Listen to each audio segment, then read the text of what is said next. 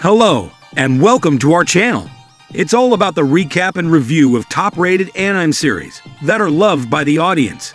Today we are going to recap Buddy Daddy Episode 2. In the beginning of the episode, Miri knocks loudly on Kazuki's door because she really needs to go to the bathroom. He didn't realize that she was too short to use the toilet or the sink, so he mistakenly put her in the room and was confused. While he is assisting her, he starts to question the situation he is getting involved in. While preparing breakfast, Miri asks Kazuki if the house they are in belongs to him. Kazuki responds by saying that he is just staying temporarily. During breakfast, Miri tries to join in, but she only makes things worse. When Ri leaves his room to find out what's happening, Kazuki gives Miri to him right away, hoping that he can keep her busy.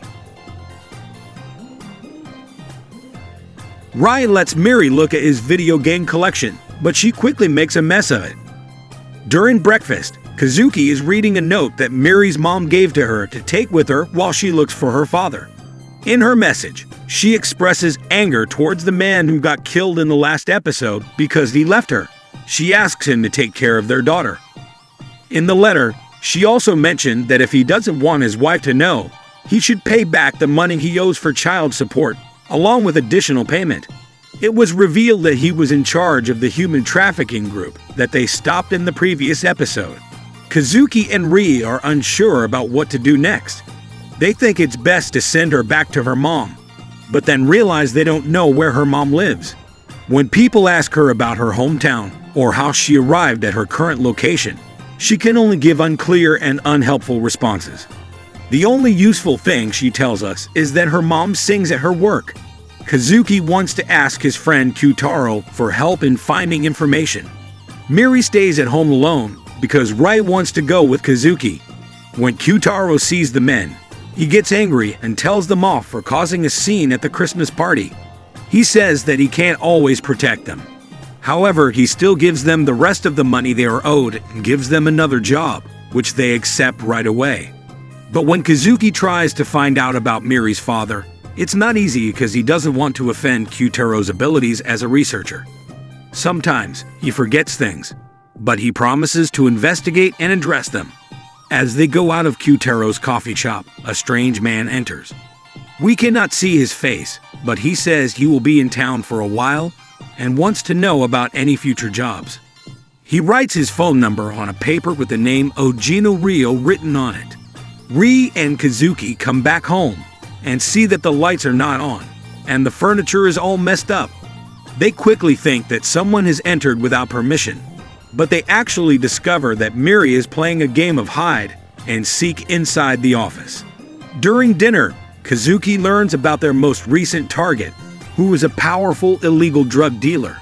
He lives in a big fancy house with very good security, which will make it hard for someone to reach him, but they can't take the chance of causing a big commotion like they did before.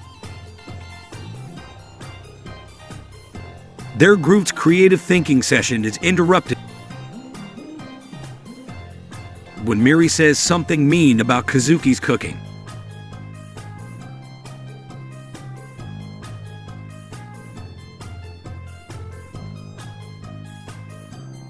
Miri then goes to the hallway to play a game of hide and seek.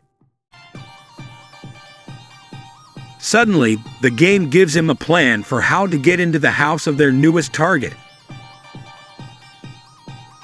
After getting everything they needed for their mission, Ri and Kazuki are getting ready to leave. However, they don't know what to do with Miri while they're gone. Kazuki tries to give her snacks to make her happy, but she cries very loudly, and even the neighbors can hear. Because of this, the men decide to take her with them and leave her in the car.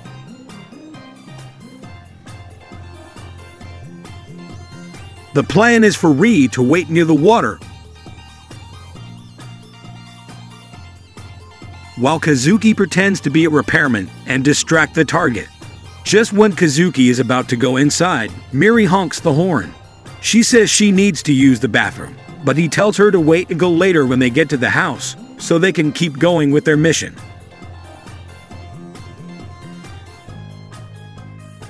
Kazukii is putting bombs in the target's house. Miri comes and asks the henchman at the door if she can use the bathroom. He agrees to it, and everything is going well until she notices Kazukii in the living room, making people look at him. Since he is not where he's supposed to be, the henchman starts running after Kazukii. Kazukii is running after Miri because she ran away to play a game of hide and seek. He finally grabbed her when she enters the target's room, but security quickly surrounds them. When things seem bad, the bad guys start falling down, and we see Rai outside shooting at them from the backyard. Kazukii protects Miri and escapes while Rai fights with the security using guns. They ran away on a fast boat while Kazukii tells them off for messing up the mission. Both men understand that they can't keep going on jobs with Miri anymore. They are aware that they need to make a change. This was another enjoyable episode, but sometimes the joke of not knowing how to care for a child became repetitive. The child care problem is likely something that could be dealt with sooner and more easily. However, it makes sense that the show is portraying Kazukii and Ria as extremely ignorant parents for the sake of creating humor. The idea is still nice, but while the good parts of episode 1 had Miri, I can't say the same for this one. Kyutaro calls and says they are not needed for the mission anymore. He also tells them that he found the information they were searching for about Miri's father. The episode finishes with Ojino successfully getting rid of the person they were aiming for. The most interesting things happening were the mission and mystery surrounding the new character. The show is setting the groundwork for a larger story. Keeping that in mind, it might take a few episodes for the show to figure out what it's doing and get on track. This episode wasn't terrible, but it wasn't as impressive as the one before it. It seemed like they repeated many parts too much, and by the end of the episode, you could guess the funny parts before they happened, which made some not funny. I hope that the next episode strikes a good balance between funny parts and serious parts.